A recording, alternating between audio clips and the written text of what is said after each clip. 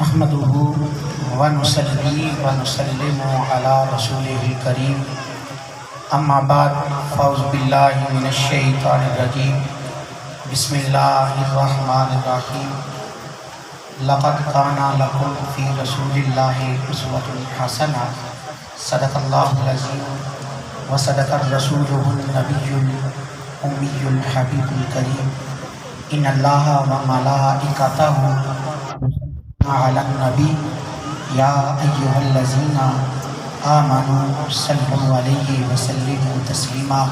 سب اپنی ماؤں، اپنی بہنوں سے اور اپنے طلباء سے گزارش کروں گا ایک مرتبہ خلوص نیت کے ساتھ حضور نبی رحمت صلی اللہ علیہ وآلہ وسلم کی بارگاہ میں درود و سلام کا نذرانہ پیش کریں۔ اللہم صلی علی سیدنا و مولانا محمد وبارک وسلم وصلی علیہ۔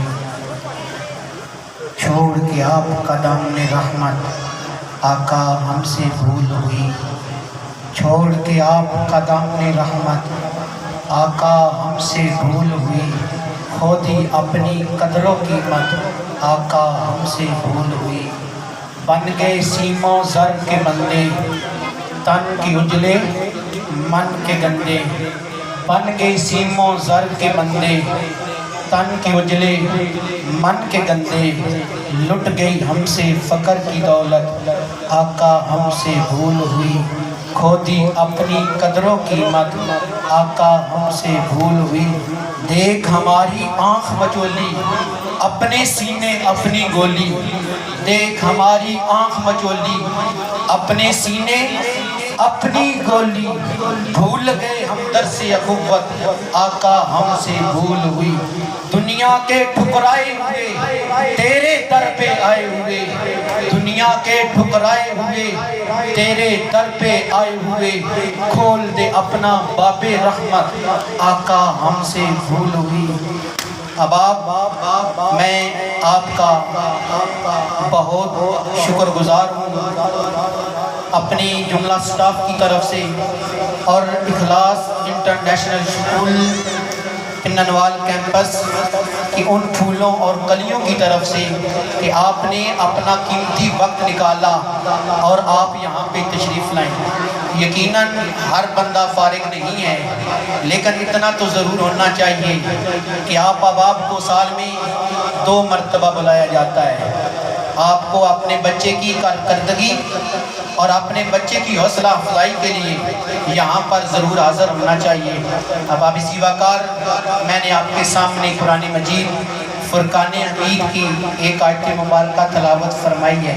اللہ کریم نے قرآن کے اندر ارشاد فرمایا لَقَدْ كَانَ لَكُمْ فِي رَسُولِ اللَّهِ أُسْوَةٌ حَسَنَةٌ۔ آج سے 1400 سال پہلے، آج سے 1400 سال قبل اگر انسانی معاشرے کی طرف نظر کو دوڑایا جائے تو وہ انسانی معاشرہ جو ظلم و ستم، جہالت اور قتل و غارت کے اندر ڈگمگا رہا تھا، وہ انسانی معاشرہ جو ظلم و ستم اور جہالت کے اندر اور قتل و غارت کے اندر وہ بازار اتنا گرم ہو چکا تھا جس بازار کے اندر ہر طرف خون کی ندیاں بہہ رہی تھی۔ اتنے میں میرے مصطفیٰ کریم صلی اللہ علیہ وآلہ وسلم کی آمد ہوتی ہے۔ میرے مصطفیٰ کریم کی آمد سے پہلے لوگ شمس و قمر کی پوجا کر رہی ہیں، میرے آقا کی آمد سے پہلے لوگ بتوں کے سامنے جھک رہے ہیں، لیکن میرے مصطفیٰ کریم کی جب آمد ہوتی ہے وہ مظلوم انسان پکار پکار کے کہہ رہے ہیں کون آ رہا ہے؟ جو یتیموں کا والی، غلاموں کا مولا اور بے کسوں کا کس، اور میرے مصطفیٰ کریم صلی اللہ علیہ وآلہ وسلم کی ذات مقدسہ جب آپ نے اس روئے زمین پہ اپنا قدم رکھا تو امام احمد رضا خان بریلوی رحمت اللہ تعالیٰ کی قلم اٹھتی ہے۔ آپ فرماتے ہیں سب سے اعلیٰ ہوا اللہ ہمارا نبی، سب سے بالا ہوا اللہ ہمارا نبی، کون دیتا ہے دینے کو منہ چاہیے، دینے والا ہے سچا ہمارا نبی۔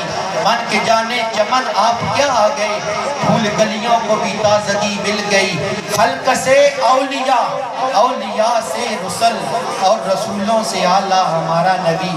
اب آپ میرے مصطفیٰ کریم کی ذات وہ ذات ہے، اگر آپ کو حسن کے حساب سے دیکھا جائے پھر بھی بے مثل و بے مثال، اگر میرے مصطفیٰ کریم کی ذات کی سخاوت کو دیکھا جائے وہ بھی بے مثل و بے مثال، اگر میرے آقا کی شجاعت کو دیکھا جائے وہ بھی بے مثل و بے مثال، اگر میرے آقا کریم صلی اللہ علیہ وآلہ وسلم کے صحابہ کرام کو دیکھا جائے وہ بھی بے مثل و بے مثال نظر آتے ہیں۔ میرے مصطفیٰ کریم کو چاروں طرف سے دیکھا جائے، خدا کی قسم اللہ کریم نے اپنے محبوب کو ایسا بنا کے بھیجا ہے، میرے آقا کریم ہر طرف سے بے مثل و بے مثال بن کے آئے ہیں۔ اب آپ اسی وقت آئیے میں آپ کے سامنے ایک حدیث مبارکہ آپ کو دعوت فکر کے دور پر سنانا چاہتا ہوں۔ میری تقریر ختم۔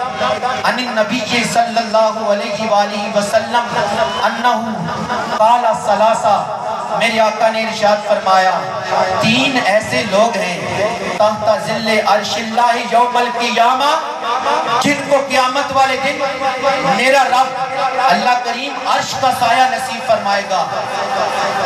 الا ظلہ لا ظلہ، اس دن کوئی اور سایہ نہیں ہوگا۔ قیلا من ہم یا رسول اللہ صلی اللہ علیہ وآلہ وسلم، صحابہ کرام عرض کرتے ہیں یا رسول اللہ وہ کون سے خوش قسمت ہیں، کون سے خوش بخت ہیں، کون سے خوش نصیب ہیں جن کو قیامت والے دن اللہ کریم اپنے عرش کا سایہ نصیب فرمائے گا۔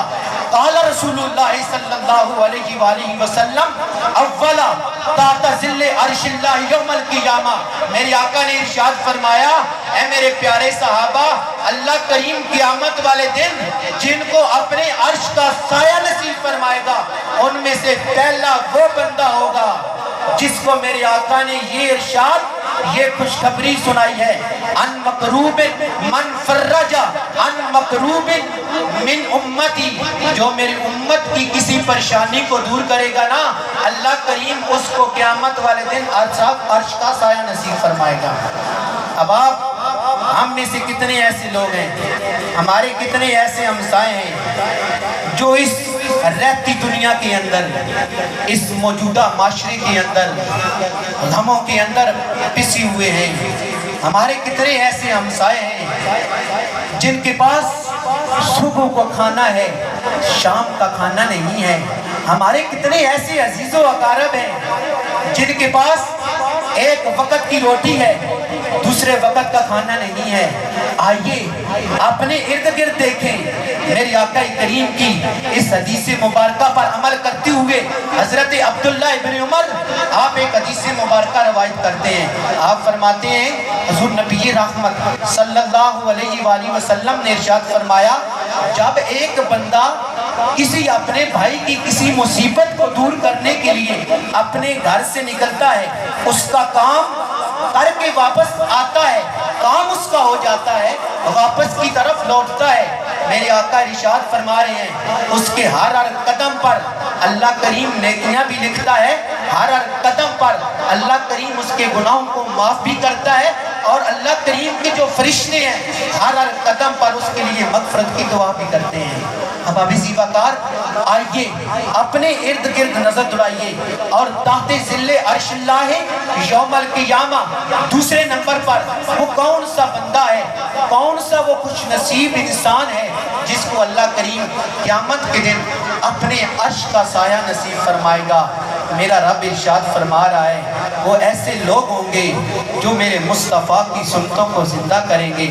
وَأَحْيَا سُنَّتِي، میرے آقا ارشاد فرماتے ہیں جو میری سنتوں کو زندہ کرے گا اللہ کریم قیامت والے دن اس بندے کو بھی عرش کا سایہ نصیب فرمائے گا۔ آج آپ کے پاس بالخصوص میں ماؤں سے یہ گزارش کرنا چاہتا ہوں، میں پیرنٹس سے یہ گزارش کرنا چاہتا ہوں، آپ کے پاس یہ پھول، آپ کے پاس یہ کلیاں امانت کے طور پر ہیں۔ اگر آپ سیرت اقبال پڑھیں، حضرت علامہ اقبال رحمۃ اللہ تعالی رموزی بھی خود ہی اپنی کتاب کے اندر اپنی بچپن کا ایک واقعہ نقل کرتے ہیں. آپ فرماتے ہیں میں بچہ تھا, ہمارے گھر کے دروازے پر ایک بھکاری آتا ہے, سوالی آتا ہے, مانگنے والا آتا ہے. میں نے اس کو واپس بھیجنے کی بڑی کوشش کی, لیکن وہ جو سوالی تھا, وہ جو بھکاری تھا, وہ ضد پر کھڑا تھا, میں واپس نہیں جاؤں گا. میں نے غصے میں آ کر اس کے منہ پر تھپڑ مارا. کچھ وقت کے بعد میرے باپ کو جب یہ بات معلوم ہوتی ہے, میرا باپ اقبال کا گربان پکڑ کر یوں ارشاد فرما رہا ہے, کون وہ اقبال کا باپ جس کی نہ 5 وقت کی نماز رہتی ہے؟ کون اقبال کا وہ باپ جس کا نام شیخ نور محمد؟ کون وہ اقبال کا باپ جس کی زندگی کے اندر تہجد کی نماز مس نہیں ہوتی؟ وہ علامہ اقبال جس کو رہتی دنیا تک یاد کیا جائے گا.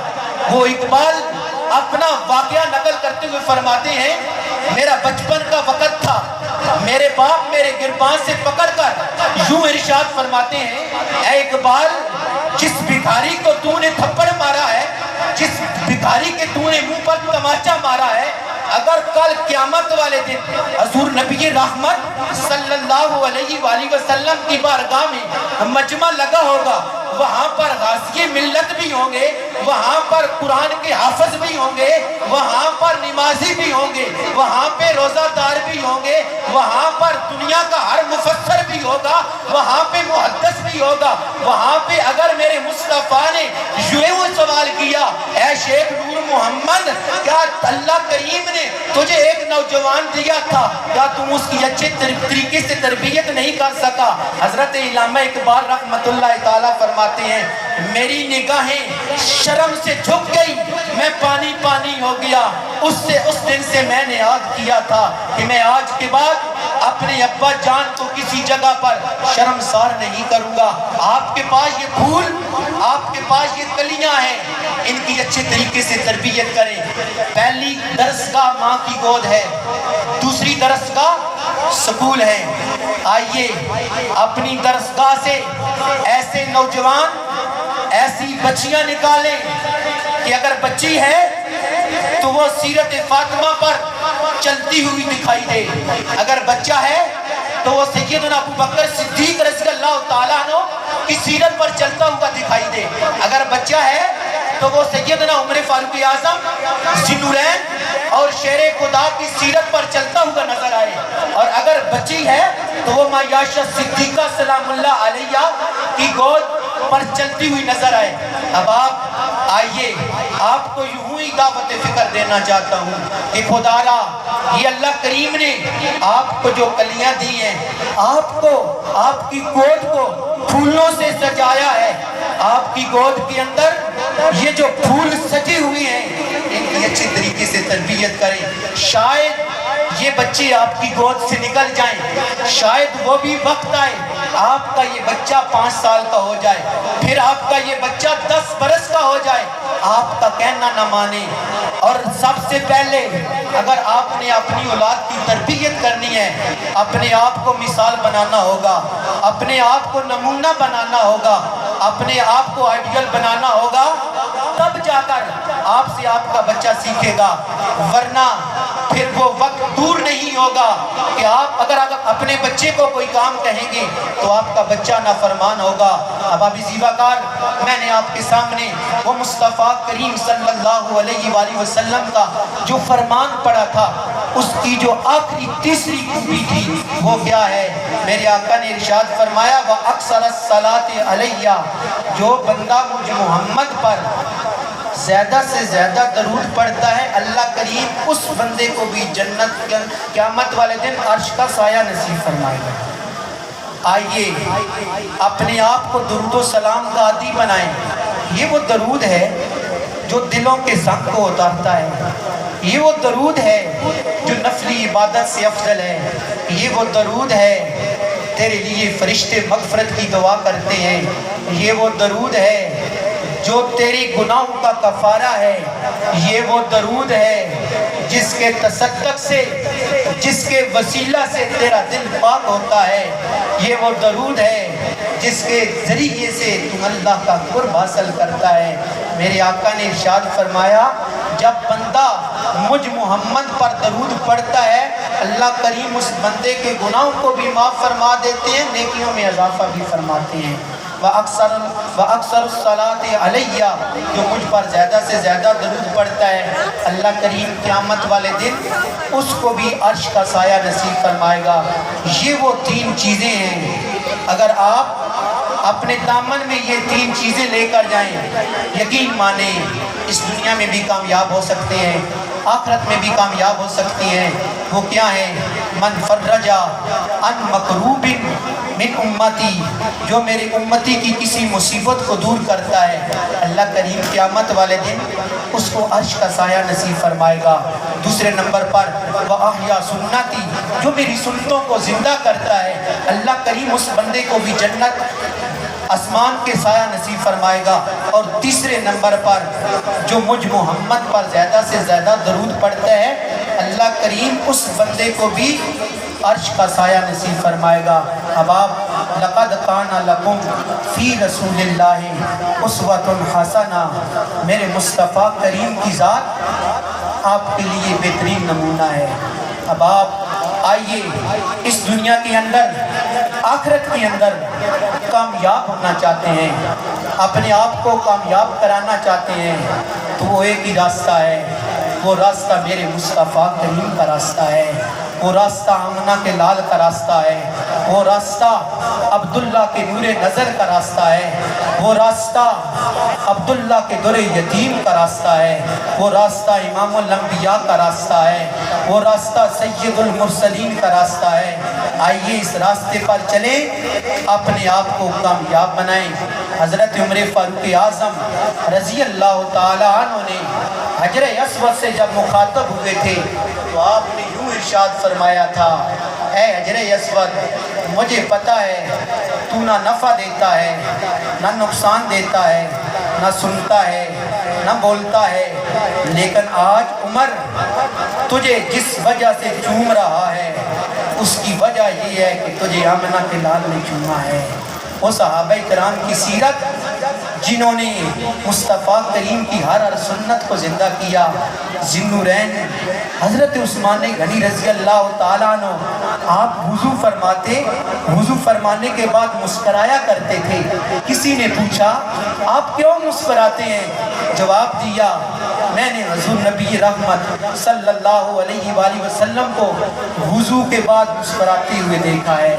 آئیے وہ صحابہ کرام کی زندگی ہمارے لیے مشل راہ ہے۔ آخر میں آپ لوگوں کا شکریہ ادا کرتا ہوں اپنی طرف سے، اپنے جملہ اسٹاف کی طرف سے اور اخلاص انٹرنیشنل اسکول پننوال کیمپس کے پھولوں اور کلیوں کی طرف سے کہ آپ نے اپنا قیمتی وقت نکالا اور ہمارے اس ایوان کو سجایا۔ اللہ کریم کی بارگاہ میں دعا ہے اللہ کریم ہم سب کو حضور نبی رحمت صلی اللہ علیہ وآلہ وسلم کی سیرت پر عمل کرنے کی توفیق عطا فرمائے۔ والسلام۔